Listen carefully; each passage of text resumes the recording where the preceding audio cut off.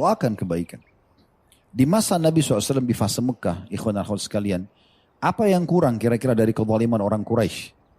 Nabi SAW sendiri kalau jalan dicaci maki, penyihir, penyamun. Lagi sholat diinjak batang leher beliau Nabi SAW. Lagi sholat disiramin dengan kotoran unta. Gitu kan. Jadi penghinaan yang luar biasa. Tapi apa yang terjadi? Nabi SAW tidak ajak muslimin untuk berontak pada saat itu.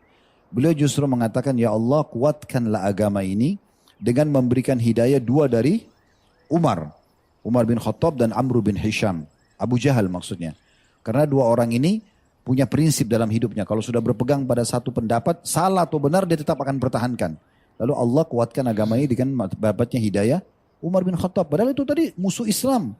Nabi doakan justru supaya dapat hidayah. Didoakan. Bukan mustahil hari ini dia zalim. Seperti kita misalnya lagi lalai, kita lagi buat dosa, kita zalim misalnya. Bukankah bisa kita taubat dan berubah? Bisa. Nah begitu juga semua para pemimpin.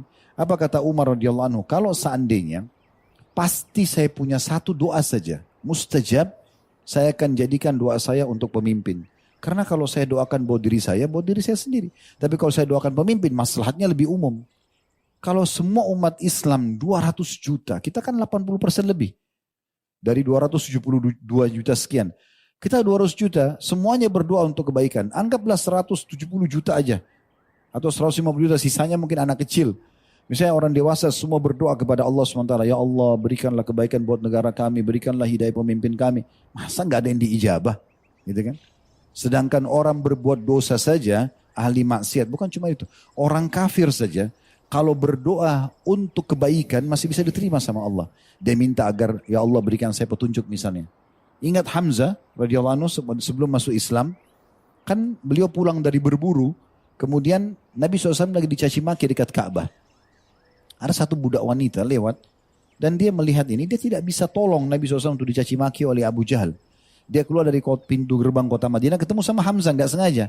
Dia tahu Hamzah pamannya Nabi. Dia mengatakan, wahai Hamzah, sesungguhnya ponakan Muhammad telah dicaci maki oleh Abu Hakam. Tidak ada yang membelanya. Kata Hamzah, kau yakin tidak ada yang membelanya? Kata di perempuan itu tidak ada. Hamzah langsung datang ke depan Abu Jahal tanpa banyak ngomong.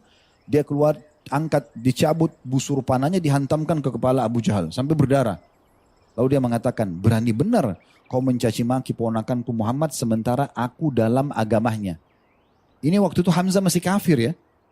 Dia bilang sementara aku dalam agamanya. Apa yang terjadi? Lalu Hamzah pulang ke rumahnya. Semalam suntuk Hamzah gak bisa tidur. Dia mengatakan bagaimana bisa lisanku mengucapkan kata-kata aku di agama Muhammad padahal sebenarnya aku bukan di agamanya.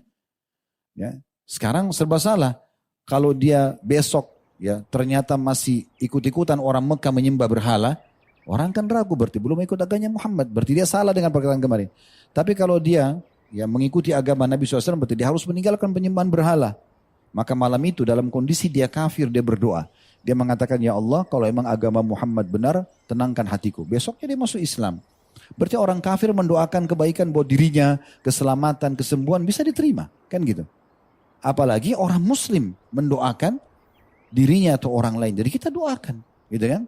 Kita doakan itu yang pertama langkah kita. Kalau kita apa yang dilakukan dengan pemimpin yang zalim. Yang kedua kita patuh kepadanya selama bukan maksiat kepada Allah Subhanahu wa ta'ala. Jangan bentrok sama dia.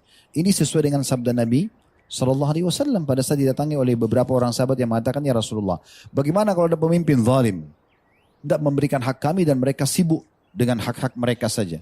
Kata Nabi SAW, apa yang kau dikasih, terimalah. Yang kau belum dikasih, mintalah kepada Allah secara langsung, karena sungguhnya waktu sangat pendek. Maksudnya dia akan berakhir juga hidupnya. Akan dia diminta pertanggungjawaban oleh Allah Subhanahu wa ta'ala pada hari kiamat nanti. Jadi caranya kita mendoakan supaya Allah berikan hidayah, kemudian kita patuh selama bukan maksiat kepada Allah Subhanahu wa ta'ala. Semampu kita. Dalam hadis lain, taatilah pemimpin kalian walaupun harta kalian diambil dan punggung kalian dipukul. Kita pernah bahas di serial sahabat, ingat Sabtu yang kemarin, ya, kita membahas sahabat yang mulia. Beliau Abi Dzar radhiyallahu anhu, beliau pada saat dipanggil oleh Utsman bin Affan dari negeri Syam datang ke Madinah. Dan beliau datang. Begitu ketemu sama Utsman langsung bahasa pertama Abi Dzar. Wahai Amir Mu'minin, wahai pemimpin orang-orang beriman. Wahai Raja, Anda sekarang pemimpin. Jangan Anda anggap saya ini masyarakat yang tidak patuh pada Anda. Demi Allah kalau Anda suruh saya untuk menggigit urat saraf di kaki unta saya sebagai bentuk kepatuhan kepada Anda karena pemerintah resmi, saya akan gigit sampai saya lepas, sampai Anda perintahkan saya melepaskan. Memang sudah begitu, kita disuruh patuh. Karena bentrok dengan pemerintah ini itu tidak benar, apalagi orang yang sudah berkuasa.